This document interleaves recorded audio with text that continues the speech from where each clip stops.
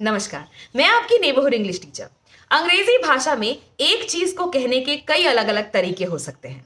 कुछ तरीके इनमें फॉर्मल होते हैं और कुछ इनफॉर्मल। इनफॉर्मल तरीकों को कभी कभी स्लैंग भी कहा जाता है। जी हाँ, स्लैंग हमेशा अपशब्द नहीं होता, बल्कि नॉर्मल बोलचाल की भाषा में प्रयोग होने वाले शब्दों को भी स्लैंग कहा जा सकता है।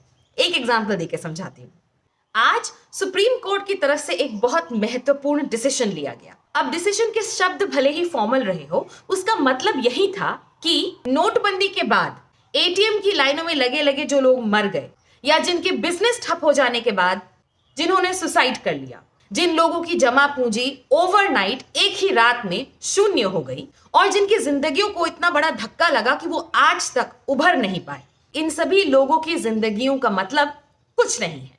अब अगर कोई आपसे पूछे कि इन सभी मौतों से सरकार की दामन पे कितने दाग लगे, तो फॉर्मल भाषा में आप कह सकते हैं जीरो, नथिंग। और इंस्टेड ऑफ जीरो स्लैंग का इस्तेमाल करके आप जवाब दे सकते हैं zip, zilch, nada, jack, diddly squat, bupkis, sweet Fanny Adams, zero and even nought. मजे की बात यह है कि इन सभी शब्दों का इस्तेमाल आप केंद्र सरकार से जुड़े दूसरे सवालों के जवाब देने के लिए भी कर सकते हैं। जैसे केंद्र सरकार के डिजायर्स पर चलने वाली सुप्रीम कोर्ट से जनता को कितनी उम्मीद होनी चाहिए। जिप, डीमोनेटाइजेशन से रिलेटेड डिसीजन के बाद सुप्रीम कोर्ट से इलेक्टोरल बॉन्ड्स वाली डिसीजन में कितनी उम्मीद लगानी चाहिए।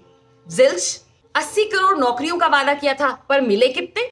बपकिस, 15 लाख रुपए का भी वादा किया था, आए कितने। स्वीट फैनी एडम्स, कोविड के दौरान ऑक्सीजन की कमी से कितनी मौतें हुई। सेरो, और जब सब कुछ चंगा सी तो आपको एज ए सिटीजन कितनी डिफिकल्टी होनी चाहिए। करेक्ट, याद रहेगा ना।